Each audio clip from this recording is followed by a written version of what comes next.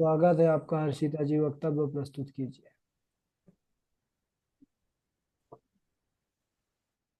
श्री गणेशाय नमः।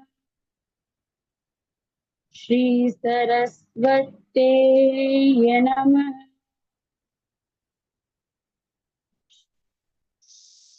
अस्मद्गुरुभ्यो नमः।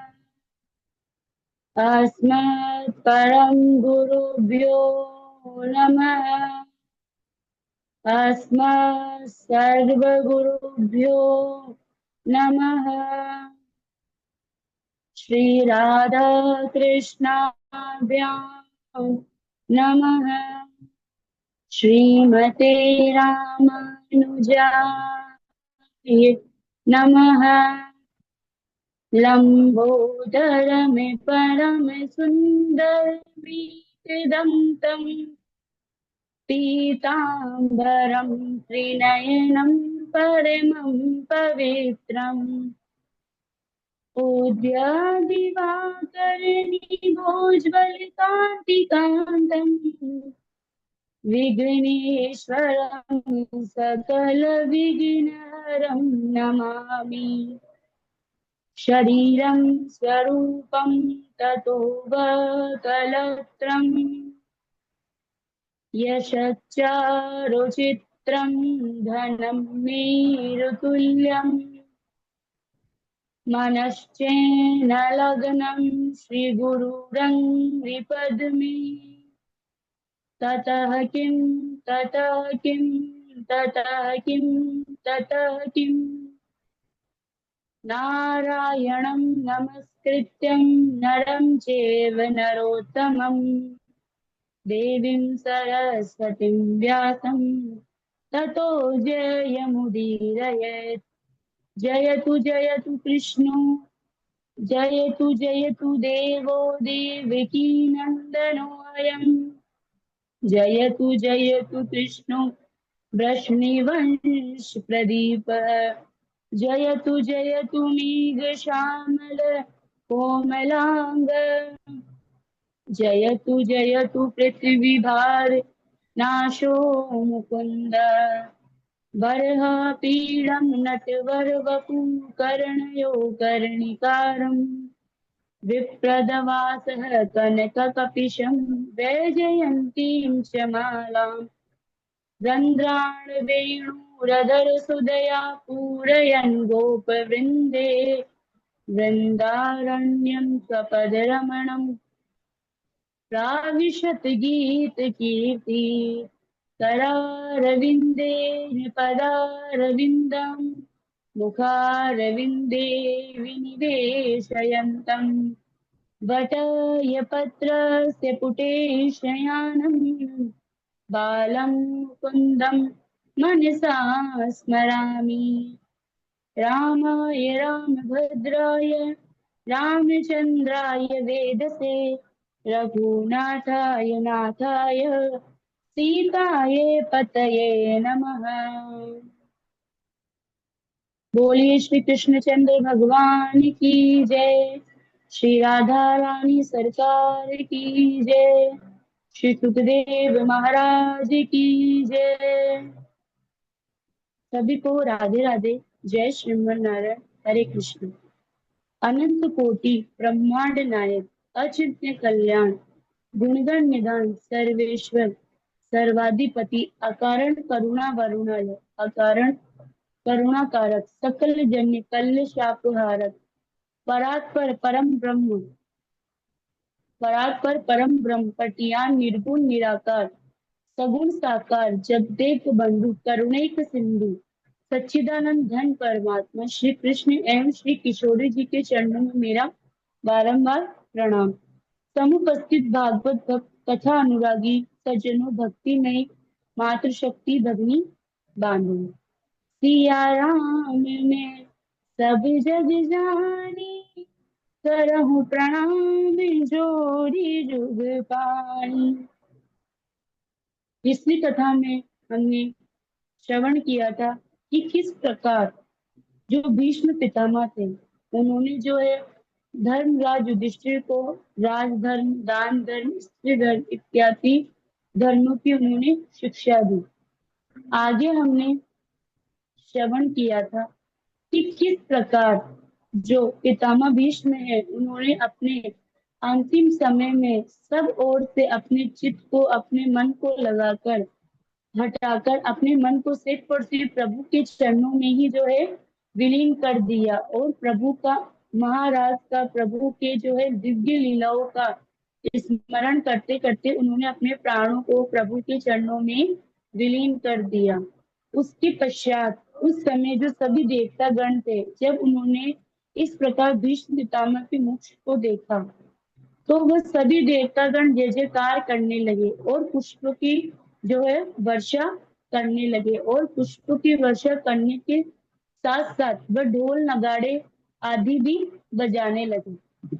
आगे श्री सूत जी महाराज कहते हैं कि हे सोनक जी, जब भीष्म पितामह की धर्मराज युधिष्ठिर ने अंत्येष्टि क्रिया की, उसके बाद जो भगवान श्री कृष्ण है वह पांडवों से आज्ञा लेकर द्वारकापुरी की ओर चले गए। उन्होंने द्वारका में प्रवेश करने के पश्चात सबसे पहले अपने माता पिता, माता देवकी और वसुदेव जी को प्रणाम किया। उसके बाद उन्होंने जो है अपने महल में प्रवेश किया। आगे श्री सोनक जी श्री सूत जी महाराज से पूछते हैं कि हे सूत जी, अश्वत्थाम्नो षष्ठीन ब्रह्म शीर्षं तेजसा उत्तराया हतो गर्भ ईशेना जीवितः पुनः तस्य जन्म महाबुद्धे कर्माणि च महात्मनः निधनं च यथेवासीत् सप्रेत्य गतवान् यथा। कि हे सूत जी महाराज, यानी कि सूत जी से श्री सोनक जी प्रश्न करते हैं कि हे सूत जी महाराज, अश्वत्थामा के ब्रह्मास्त्र से जब उत्तरा का गर्भ नष्ट हो गया था, परंतु हमारे योगेश्वर श्री कृष्णचंद्र ने पुनः उत्तरा के गर्भ को जो है जीवित कर दिया था। तो जब प्रभु ने उत्तरा के गर्भ को जीवित कर दिया था, उसके पश्चात किस प्रकार उस शिशु का जो जन्म कर्म था वह किस प्रकार का रहा, और किस प्रकार जो है उस राजा परीक्षित, जो शिशु का नाम था राजा परीक्षित, उन्हें जो है किस प्रकार मोक्ष की प्राप्ति हुई, ये बताने की आप हमें कृपा करें। श्री सूत जी महाराज कहते हैं कि हे शौनक जी, उत्तरा के गर्भ में स्थित उस 10 मास के शिशु ने जब अपने सामने एक अंगुष्ठ मात्र के दिव्य पुरुष को देखा, तो उनका जो श्यामल वर्ण था, उनके श्यामल शरीर था, उनके शरीर पर सुंदर पीताम्बर जो थे वह शोभायमान हो रहे थे। उनकी सुंदर 4 भुजाएं थी और उनका शरीर जो है कांति युक्त, यानी कि उनके शरीर में दिव्य तेज था। वह अपने हाथ में, वह दिव्य पुरुष अपने हाथ में जलती हुई गदा को लेकर उस शिशु के चारों ओर चक्कर काट रहे थे। ठीक उसी प्रकार जैसे सूर्य की जो किरणें होती है वह समस्त कोहरे को नष्ट कर देती है, उसी प्रकार भगवान श्री कृष्ण ने अश्वत्थामा द्वारा छोड़े गए ब्रह्मास्त्र के तेज को शांत कर उसका संधान किया, उसे नष्ट कर दिया। तत्पश्चात जो भगवान श्री कृष्ण है वह वहां से अंतर्ध्यान हो गए। जब उत्तम समय आया तब उत्तरा के गर्भ से जो है उस शिशु ने जन्म लिया। जन्म लेने के पश्चात वह शिशु जिसकी भी गोद में जाता तो वह परीक्षण करता। क्या परीक्षण करता? कि कहीं यही तो वह दिव्य पुरुष नहीं है जिस दिव्य पुरुष का मैंने अपनी माँ के गर्भ में जो है दर्शन किया था, जिसको मैंने अपनी माँ के गर्भ में देखा था। परीक्षण करने के कारण उस शिशु का नाम परीक्षित हुआ। आगे धर्मराज युधिष्ठिर ने जो है बालक के जातकर्म संस्कार के लिए स्वस्ति वाचन के लिए ब्राह्मणों को बुलवाया। ब्राह्मणों ने शिशु का जातकर्म संस्कार किया, उसका स्वस्ति वाचन किया, तत्पश्चात उसका नामकरण संस्कार किया। सभी ब्राह्मणों ने मिलकर उस शिशु का नाम विष्णुरात रखा। विष्णुरात का तात्पर्य है जिसकी रक्षा स्वयं साक्षात भगवान श्री कृष्ण ने की हो वही विष्णुरात है। यानी जिसकी रक्षा साक्षात योगेश्वर श्री कृष्ण ने की हो वही विष्णुरात है।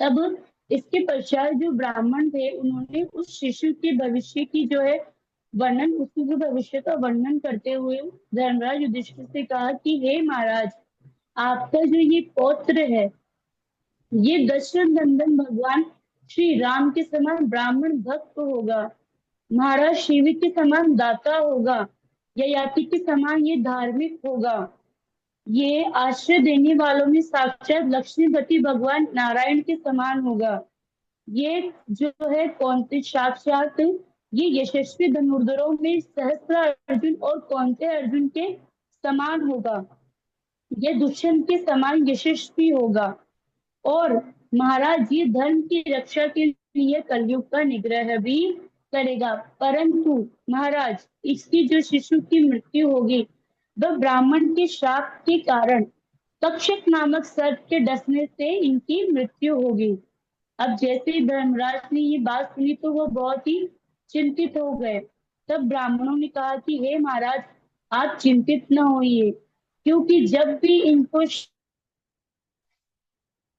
मिलेगा और इनकी मृत्यु का जो समय निकट आएगा तब ये अपना जो राज्य कार्य जो है, जो भी राज्य है सब राज्य को छोड़कर ये वन में चले जाएंगे अपनी आगे की पीढ़ी को सौंप कर, और वहां वन में जाकर इन्हें श्री सुखदेव जी महाराज का सानिध्य प्राप्त होगा। उनकी जो है इनसे ये आत्मज्ञान प्राप्त करेंगे और इनका जो है ये दिव्य मोक्ष को प्राप्त कर लेंगे सुखदेव जी महाराज की कृपा से। जब महाराज युधिष्ठिर ने ब्राह्मणों के मुख से भविष्य का ऐसा वर्णन सुना तो वह बहुत ही प्रसन्न हो गए। उन्होंने ब्राह्मणों को बहुत सी दान दक्षिणा दी और सभी ब्राह्मण जो है अपने अपने स्थान को चले गए। आगे श्री सूत जी महाराज शौनक जी से कहते हैं कि हे शौनक जी, विदुर तीर्थ यात्रायां मैत्र्यादात्मनुगतिम् ज्ञात्वा गातिस्तिं पुरं तया वाप्त विविस्तितः। कि हे शौनक जी, विदुर जी महाराज, महात्मा विदुर मैत्रेय मुनि, जो मैत्रेय मुनि महर्षि है, उनसे आत्मज्ञान प्राप्त करने के पश्चात अपनी यात्रा को पूर्ण कर जब हस्तिनापुर लौटे तो सभी पांडव और धर्मराज युधिष्ठिर ने उनका, यानी धर्मराज युधिष्ठिर और अन्य पांडवों ने उनका स्वागत सत्कार किया। वह उन्हें देखकर अत्यधिक प्रसन्न हुए और अच्छे से महात्मा विदुर का जो है स्वागत सत्कार किया। अब एक दिन की बात है, महात्मा विदुर ने जो है राजा धृतराष्ट्र को एकांत में देखा तो वह राजा धृतराष्ट्र के पास गए और उनसे बोला कि हे महाराज, आप यहाँ क्या कर रहे हैं। यानी उन्होंने प्रश्न पूछा कि महाराज आप यहाँ क्या कर रहे हैं, क्योंकि आपके जो चाचा मामा, आपके पुत्र, आपके जो भी साले संबंधी थे वह सबके सब तो मर चुके हैं, यानी वह युद्ध में मारे गए हैं, फिर आप यहाँ क्या कर रहे हैं। और आपका जो ये शरीर है ये भी बुढ़ापे का शिकार हो गया है और आप जो है यहाँ पर भीमसेन के द्वारा दिए हुए टुकड़ों को खाकर एक श्वान की भांति अपना जीवन बिता रहे हैं। आपको लज्जा आनी चाहिए महाराज, आपके इस जीवन को धिक्कार है कि आप इन टुकड़ों को खाकर अपने जीवन को और अपमानित कर रहे हैं। आपका जीवन एक लज्जा के समान है। आपने जिन्हें महाराज अग्नि से जलाने का प्रयास किया, आपने जिन्हें जल में डुबोकर मारने का प्रयास किया, विष देकर आपने जिन्हें जो है मारने का प्रयास किया, आपने जिनकी पत्नी द्रौपदी को भरी सभा में जब जो दुर्योधन था उसने कहा कि द्रौपदी को जो है वस्त्रहीन कर दो, तो इतने वो आपके जो है कुल की वधु थी, कुल वधु थी, फिर भी आपने जो उनका अपमान होने दिया, आपने कुछ नहीं कहा, एक शब्द भी नहीं कहा, आप मौन रहे। आप चाहते तो उस अपमान को, उस विध्वंस को रोक सकते थे, पर आपने ऐसा कुछ भी नहीं किया, आप मौन रहे। इतना ही नहीं महाराज, आपने पांडवों से उनका धन, उनका राज्य, उनका ऐश्वर्य सब कुछ छीन लिया। फिर आप इस प्रकार जो एक निर्लज की भांति यहाँ पड़े हुए हैं। आपको लज्जा आनी चाहिए, आपका जीवन धिक्कार है। इसलिए हे महाराज, आने वाला जो समय है वह बड़ा ही भयानक है। इसलिए महाराज, आप अपनी इस मोह और ममता का त्याग कर दीजिए और उत्तर की दिशा की ओर आप यात्रा प्रारंभ कीजिए। तब जब धृतराष्ट्र ने महात्मा विदुर के इन वचनों को सुना, तो उन्होंने कहा कि विदुर, तुम सही कह रहे हो, मैं तुम्हारी बात से पूर्णतः जो है संतुष्ट हूँ। परंतु विदुर, हम वृद्ध है और ऊपर से हम नेत्रहीन भी है, हम कहीं आ जा नहीं सकते हैं। तब महात्मा विदुर ने कहा कि महाराज, यदि हृदय में आस्था है तो बंद दरवाजे में भी रास्ता है। तब उन्होंने जो है माता गांधारी और राजा धृतराष्ट्र को साथ में लेकर बिना किसी को बताए उत्तराखंड आ गए। अब इधर प्रातःकाल जब धर्मराज संध्या वंदन करने के पश्चात, अग्निहोत्र करने के पश्चात राजा धृतराष्ट्र और माता गांधारी से आशीर्वाद लेने पहुंचे, तो जब उन्होंने उन्हें अपने कक्ष में नहीं देखा तो वह बहुत ही दुखी हो गए। उन्होंने संजय से कहा कि हे संजय, मुझसे ऐसा कौन सा अपराध हो गया है कि चाचा जी मुझे छोड़कर चले गए हैं। जरूर मेरी सेवा में कोई गलती है या कोई त्रुटि रह गई होगी, जिससे चाचा जी जो है दुखी होकर यहाँ से चले गए। संजय, उनके न रहने पर मैं अपने आप को, पांडव हम सब अपने आप को अनाथ हो गए हैं, हम सब अनाथ हो गए हैं उनके न रहने पर। अब जैसे धर्मराज ये सब कह ही रहे थे, उस समय उन्होंने देवर्षि नारद और डुम्रू जी के साथ जो देवर्षि नारद है वह वहां प्रकट हो गए। उन्होंने धर्मराज युधिष्ठिर से कहा कि हे युधिष्ठिर महाराज, आप दुखी मत होइए, क्योंकि जो आपके चाचा जी हैं वह दक्षिण भाग के, हिमालय के दक्षिण भाग, जहाँ गंगा नदी ने अपनी धाराओं को सप्तऋषियों के लिए 7 भागों में विभक्त कर दिया, ऐसे पवित्र क्षेत्र को वो, ऐसे पवित्र तीर्थ को वो चले गए हैं। वह वहां त्रिकाल स्नान करते हैं, अग्निहोत्र करते हैं, जिसके कारण उनकी जो उत्तेजना, वित्तेषणा और लोकेशा नामक जो इच्छा है, उन इच्छा की निवृत्ति हो गई है। उन्होंने अपने आसन को जीत कर अपने प्राणों को अपने वश में कर लिया है। और इतना ही नहीं, इंद्रियों की विषयों से लौटाकर वह अंतर्मुखी हो गए हैं। उन्होंने भगवान की आराधना करने से, भगवान को धारण करने से उनके रजोगुण, तमोगुण और सतोगुण नामक जो अवगुण थे वह भी नष्ट हो गए हैं। और ठीक आज से 5 दिन के पश्चात जो राजा धृतराष्ट्र है वह अपने इस पंच भौतिक शरीर का त्याग कर देंगे और उनका शरीर जलकर भस्म हो जाएगा। और उनकी जो पत्नी माता गांधारी है वह सती हो जाएगी। अब इस प्रकार जब देवर्षि नारद ने उन्हें बताया कि महात्मा विदुर उनका मोक्ष देखकर आगे तीर्थ की यात्रा में अपनी निकल जाएंगे, जब देवर्षि नारद ने इन वचनों को धर्मराज युधिष्ठिर से कहा, तो जो युधिष्ठिर का शोक था वह दूर हो गया। उन्होंने जो है देवर्षि नारद का पूजन सत्कार किया। इसके पश्चात देवर्षि नारद जो है नारायण नारायण का जाप करते हुए वहां से चले गए। आगे श्री सूत जी महाराज कहते हैं कि शौनक जी संप्रस्थिते द्वारकायाम जिष्टो बंधु दीक्षया, कि जो अर्जुन है वह भगवान श्री कृष्ण आगे क्या करना चाहते हैं, आगे उनकी क्या जो है योजना है, इस विषय में जानने के लिए और अपने द्वारका वासियों की कुशल क्षेम जानने के लिए वह द्वारका गए। परंतु बहुत समय यानी कई महीने व्यतीत हो गए थे, अर्जुन अभी तक नहीं लौटे थे। तब जो धर्मराज युधिष्ठिर है उन्होंने भीमसेन से कहा कि हे भीम, 7 महीने व्यतीत हो गए हैं परंतु अर्जुन अभी तक नहीं आया है। भीम, ऐसा क्या पता द्वारका में सब कुशल मंगल तो है ना? मुझे जो है अपने आसपास जो है बहुत से अपशुगुन दिखाई दे रहे हैं, जिससे जो है मेरा हृदय बड़ा ही चिंतित है। क्योंकि मेरी जो ये बाई आंख और बाई जिह्वा है, ये निरंतर बारंबार फड़क रही है। जो गाय आदि पवित्र पशु है, वह मुझे बाई और बाएं करके चले जाते हैं। प्रातः काल सूर्य की ओर मुख करके जो है सियार रुदन करते हैं, रोते रहते हैं।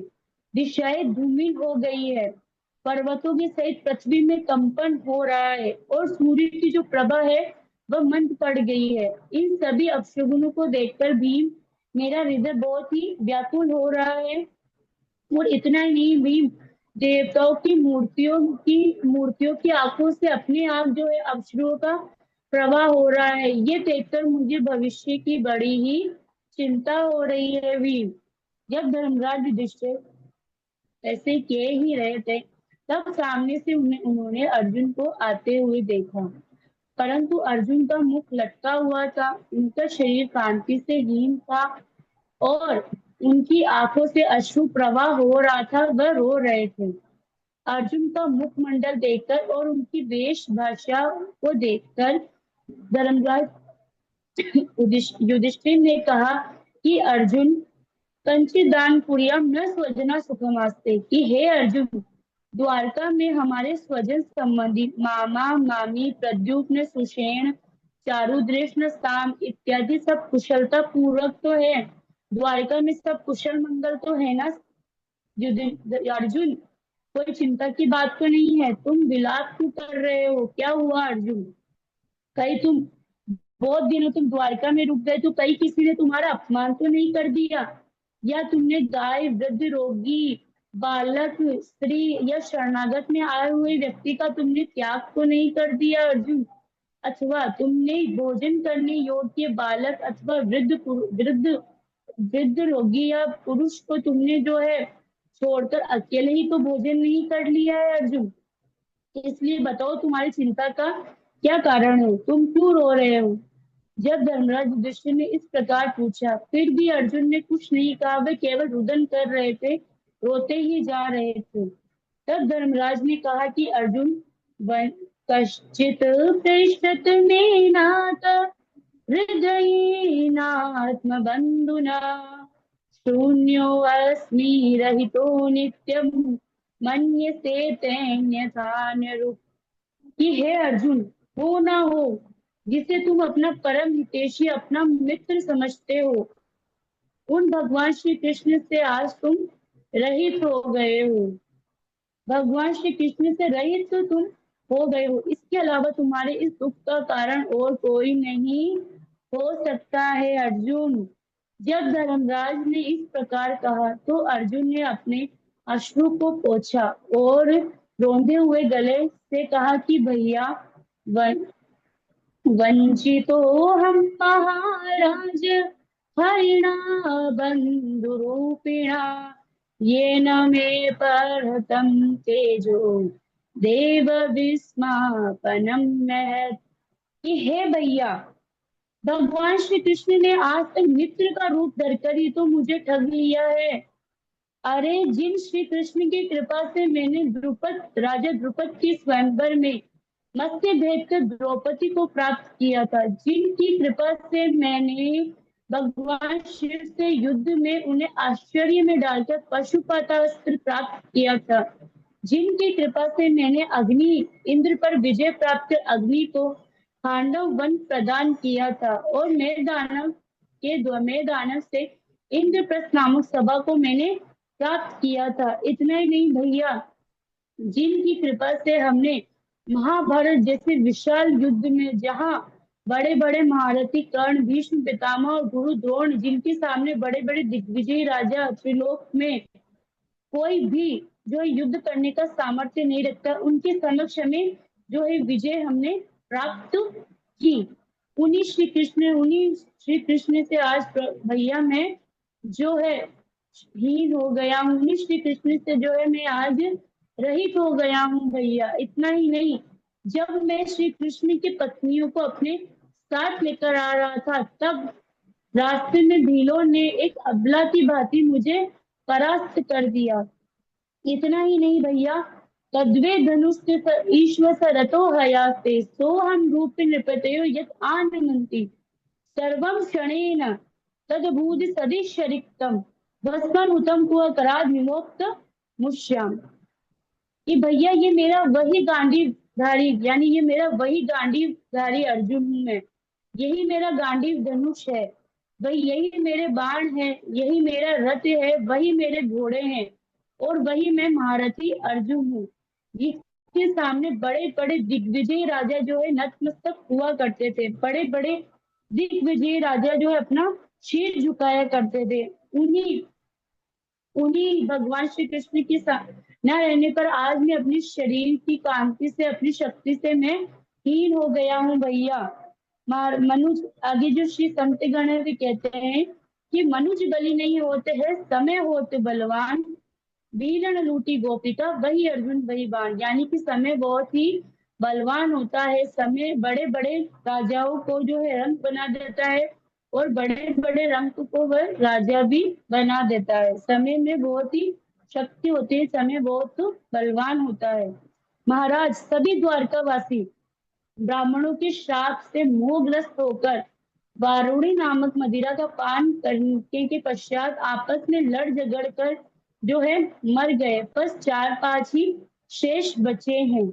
इधर जब माता कुंती ने प्रभु श्री कृष्ण की धाम गमन की बात को सुना, तो उन्होंने सोचा प्रभु इस धाम में नहीं रहे, पृथ्वी लोक में नहीं रहे, तो हम यहाँ रहकर क्या करेंगे।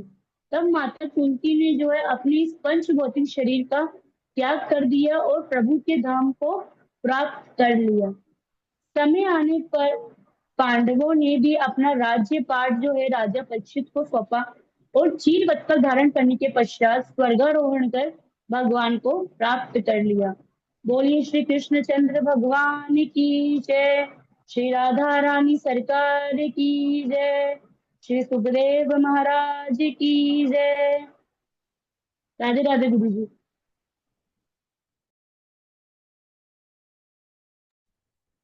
सुंदर, बहुत राधे राधे। सुंदर हर्षिता जी कथा। आज का आपका प्रयास बहुत ही प्रशंसनीय है।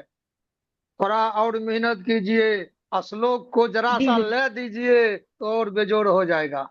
श्लोक में थोड़ा सा ले दीजिए। जी। हाँ हाँ, बहुत सुंदर है, चलिए धन्यवाद बहुत दादाजी। सुंदर, चलिए, बहुत सुंदर। बहुत बहुत बढ़िया, बहुत अच्छा। और जो हमको कहना था झा जी ने पहले ही कह दिया। थोड़ा सा श्लोकों को बढ़िया स्वर में बोलना है, बाकी और बढ़िया अभ्यास है, धीरे धीरे अच्छा हो गया। ठाकुर जी कृपा बनी जी रहे। गुरु जी।